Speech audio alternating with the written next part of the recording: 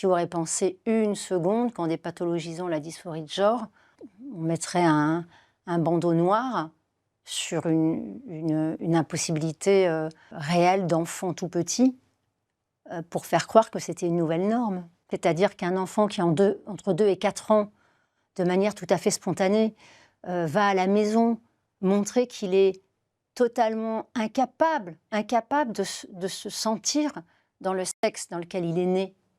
Je veux dire, quand il se rêve dans l'autre sexe. Quand spontanément on lui dit « mais toi, dans le groupe des filles, alors que c'est un garçon, enfin dans le groupe, dans ton groupe, il va se mettre avec les filles alors que c'est un garçon, parce qu'à un moment, il se dit pas « ah oui, non, c'est vrai, j'ai un zizi, donc je... » Non, c'est vrai, voilà.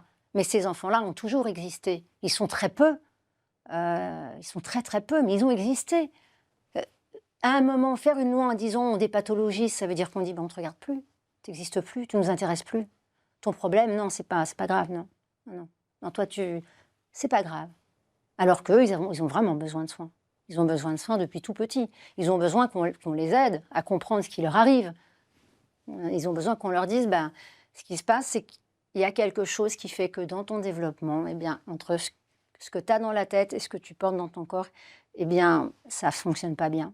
Mais on peut te garantir que normalement, quand tu vas grandir, ça peut se remettre. Donc on ne va rien faire et on va t'aider, on va t'accompagner pendant tout petit jusqu'à ce que tu sois un adolescent. Et puis là, tu sais que tu pourras compter sur nous tes parents, sur nous les professionnels de la médecine, etc.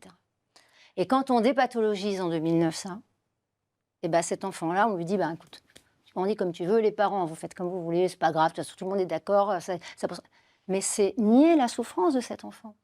Parce que lui, il la ressent, cette souffrance quotidienne, qu'il y a quelque chose qui ne va pas. Feministe.